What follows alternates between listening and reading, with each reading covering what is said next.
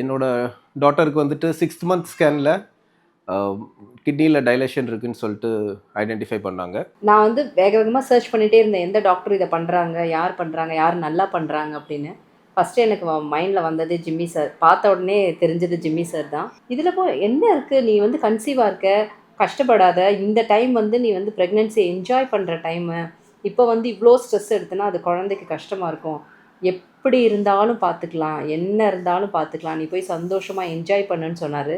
This lady came to me at pregnancy and there was so much of anxiety and misconceptions.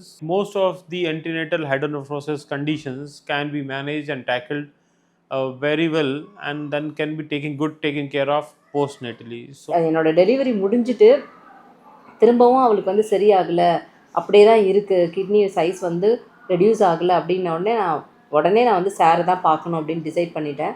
சாரை வந்து பார்த்த உடனே அப்போவும் அவர் வந்து, நீ பயப்படாத, நீ ஏன் பயப்படுற, இதை பார்த்துக்கலாம், ஒன்றும் இல்லை, இதை எவ்வளோ பெரிய விஷயம்லாம் நம்ம பண்ணுறோம், இது வந்து ஈஸியாக பண்ணிடலாம் அப்படின்னு சொன்னார். This child had antenatal hydronephrosis, the commonest condition. Most of the antenatal hydronephrosis are transient variety. The hydronephrosis means the swelling in the kidney of the fetus or the baby in the womb. This child had a frank hydronephrosis and we worked her up. Though normally we try to do it close to 3 months of age, but it all depends on the condition of the child. எங்கள் வீட்டில் operation முடிஞ்ச உடனே எல்லாருமே சொன்னது, ஒன்றும் அழலை, அவள் வந்து இவ்வளோ பெரிய விஷயத்தை எப்படி இந்த சின்ன குழந்தை தாங்குச்சு. ஏன்னா நம்ம பெரியவங்களே தாங்க மாட்டோம் இவ்வளோ பெரிய ஆப்ரேஷனை. ஆனால் அவ்வளோ பெரிய ஆப்ரேஷனை அவள் நல்லா தாங்கி, அவளுக்கு வலியோ இல்லை ரொம்ப அழுது ஒரு மாதிரி கம்ஃபர்டபுள் இல்லாமல் ஒரு நாளும் இருந்ததில்லை. ரொம்ப சாட்டிஸ்ஃபேக்ஷனாக இருக்குது எங்களுக்கு. ஸ்டென்ட் ரிமூவ் ஆயிடுச்சு.